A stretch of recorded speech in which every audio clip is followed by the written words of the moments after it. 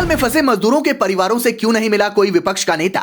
Tunnel पर भी कोई नेता नहीं गया। राहुल गांधी कुली से लेकर मजदूरों तक से मिलते हैं, लेकिन उत्तरकाशी नहीं गए, बल्कि पूरा विपक्ष मजाक उड़ा रहा था। ना प्रियंका को मजदूरों का दर्द समझ आया, ना उनके उत्तराखंड के किसी नेता को यह जरूरी लगा।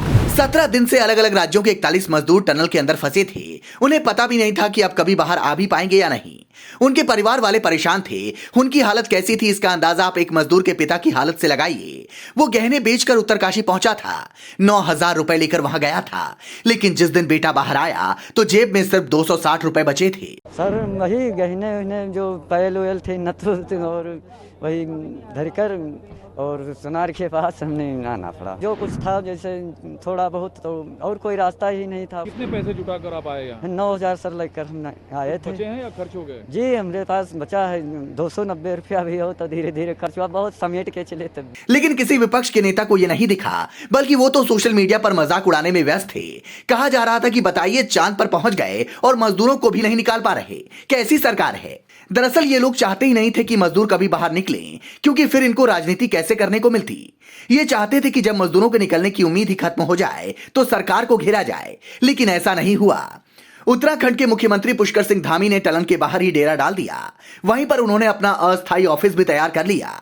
एक तरीके से टनल के बाहर सीएम ऑफिस बना दिया गया था। केंद्र की तरफ से मंत्री वीके सिंह वहां पर लगातार मौजूद रहे। पीएम मोदी ने पूर्व जनरल वीके सिंह को वहां इसलिए भेजा था क्योंकि वो सेना में रहे हैं और वहां उन्हें ऐसे ऑपरेशन करने का काफी एक्सपीरियंस रहा है। पीएम मोदी लगातार सीएम पुष्कर सिंह धामी से भी बात कर रहे थे और उन्हें कह दिया गया था कि जब तक मजदूर बाहर नहीं आ जाते आपको यहाँ फोकस बनाए रखना है। इन 41 मजदूरों में कोई वोट बैंक नहीं था।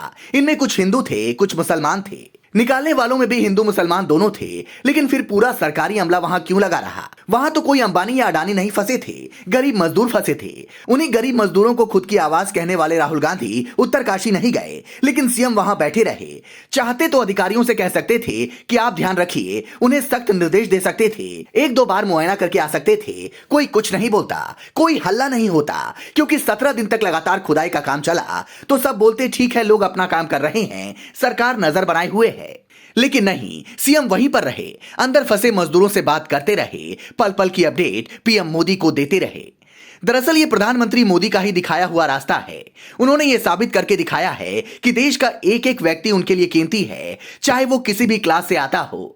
जब मजदूर बाहर निकल आए तो पीएम मोदी ने उनसे बात की। सबसे आखिर में निकले मजदूर गब्बर ने कहा कि जब बाहर से सरकार ने हमसे संपर्क साध लिया तो हम बेफिक्र हो गए, क्योंकि हमें पता था कि जब पीएम मोदी अपने लोगों को जंग के बीच विदेशों से भी निकाल लाते हैं तो हम तो अपने देश में हैं।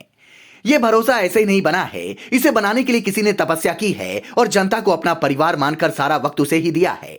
लोग पूछते हैं ना कि मोदी ने अपना परिवार क्यों नहीं बढ़ाया, ये जवाब है उसका।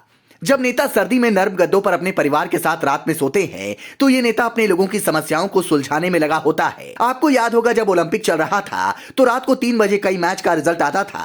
पीएम मोदी उसी वक्त उन खिलाड़ियों से बातचीत करते थे, जीतने के बाद भी और हारने के बाद तो वो जरूर बात करते थे। टीम इंडिया भी जब वर्ल्ड कप का फाइनल हारी तो वो सीधे उनके ड्रेसिंग रूम पहुंच गए। लेकिन विपक्षी नेता कहां थे? वो ना तो तब दिख रहे थे और ना अब दिखे।